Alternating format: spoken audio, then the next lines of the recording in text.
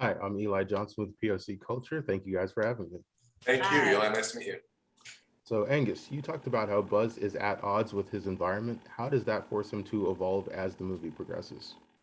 Well, he is always focused on the future or what he should be doing, and always frustrated about where he is in the present. And as the story goes along, he realizes how out of control he is with his own destiny, even with the best of intentions of his choices.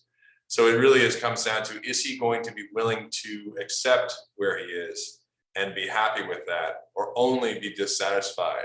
And that really comes down to his own personal reaction to those situations. Amazing.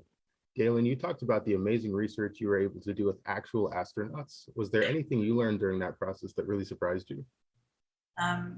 Well, definitely how humble they are. Really are. They have this enormous appreciation of all that goes into allowing them to do the singular thing that they are focused on doing, and they're always very grateful for that, which is pretty amazing.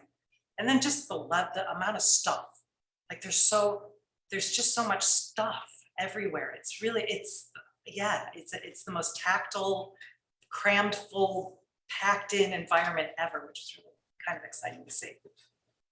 So, Galyn, Chris Evans feels like the perfect voice for Buzz Lightyear in this reincarnation. What did he add to the character that makes this version of Buzz unique from the Toy Story one? Well, he's got a lot of pathos. He's very, like, you can hear his emotion in his voice, and it's almost like you can hear the man thinking when he speaks, which really it's important. I mean, we needed to make him a very well-rounded character to sustain a full film. So that richness of his voice and how much comes through in the voice is really important for us. Perfect. Angus, what does the character of Buzz Lightyear mean to you, and why was it important to tell this story about this particular character at this time? For me, when I started at the studio 25 years ago, he was one of the first characters that I worked on, and I always felt a real connection to him, both as an audience member, because Toy Story was the only film I saw as an audience member, really. And I related to I just thought he was a cool toy, but I also felt like his personality type, kind of square and dry and funny in sort of a strange way.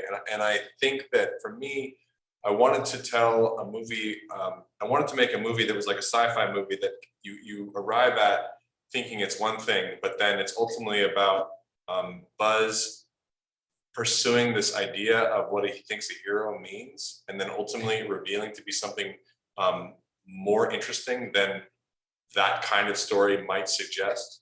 And he's almost like a character who is convinced of what heroism means and loses his way as the movie goes along, ultimately to recognize that heroism isn't just about him doing it by himself. It actually requires a lot more help from a lot more people.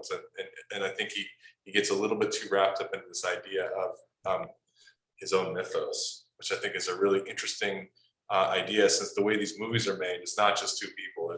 We represent hundreds of people, and I think that there's something really interesting about the way that the nature of this process that can cause you to be isolated, when the reality is it takes a large group of people to actually achieve what's necessary. Well, thank you so much. It was amazing spending time with you guys. Thank you. A little bit more about the film Lightyear. Thank you for having me, and we look forward to seeing the film when it releases. Thank you very so much. much. Nice to Take meet you. care.